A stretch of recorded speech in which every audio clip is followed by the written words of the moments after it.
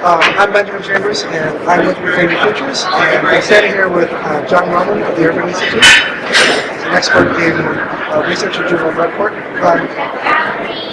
Works in juvenile drug courts. So, John, I just want to ask you, what are the areas where you think the juvenile drug courts, out there in the community now, could do better? How can they make their work more effective? I think the two things I would focus on if I was a juvenile drug court at this moment in time are thinking really carefully about who you want to get into your community, thinking about the scale of the problem in your community that you have the capacity to confront, thinking about what services you have available to you, and thinking about the needs, particularly the level of drug and alcohol involvement among youth, and think about how long you want to have people involved in the system. If you have limited capacity, it makes sense to focus more broadly on a population that maybe has less serious problems. If you have lots of capacity, you can really focus. The more you can focus on youth with real serious problems, the better the benefit for your community. But I think a lot of juvenile drug courts don't think a lot about who they get them through the front door. They just take whoever comes to them. And they're maybe not as set up to deal with that as they might be.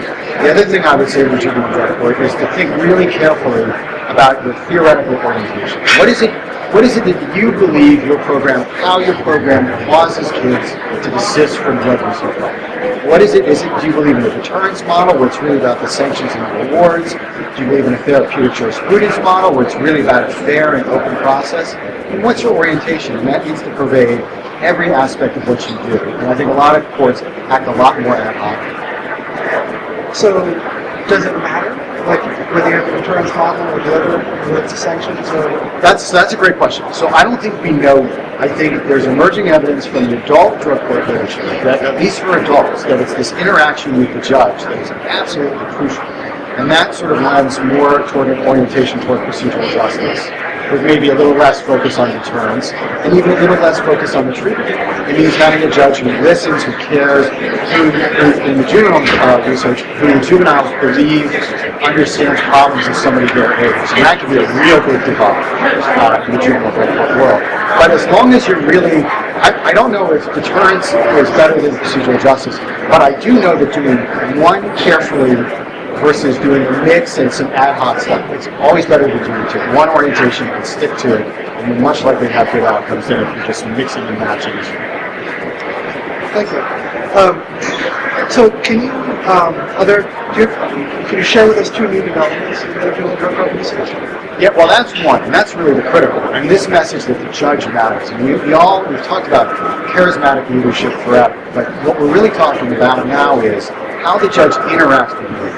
That the youth thinks that the judge believes that the judge is interested in their case, knows the facts of their life, is thinking about the best ways to move them forward as a person and not just as a case. And that you can have procedural justice and you can have deterrence and you can have all these sort of theoretical orientations, but nothing matters more than that one-on-one interaction with each other. The other thing that's emerging out of the juvenile drug court literature that I think is really interesting is that what happens at home. So this is one of the 16 key strategies, and then there's a sort of 3 addendum points on it.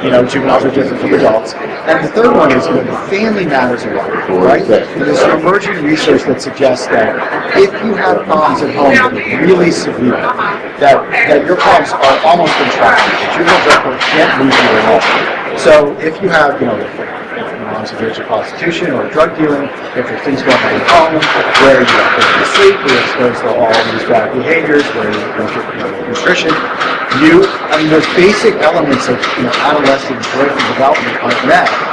There's almost nothing the juvenile drug court can do. So really identifying and engaging with those worst parents that would be my recommendation for the most important thing juvenile drug courts can do. So essentially, have supplemental services that they should engage with the whole family, therapy or other services.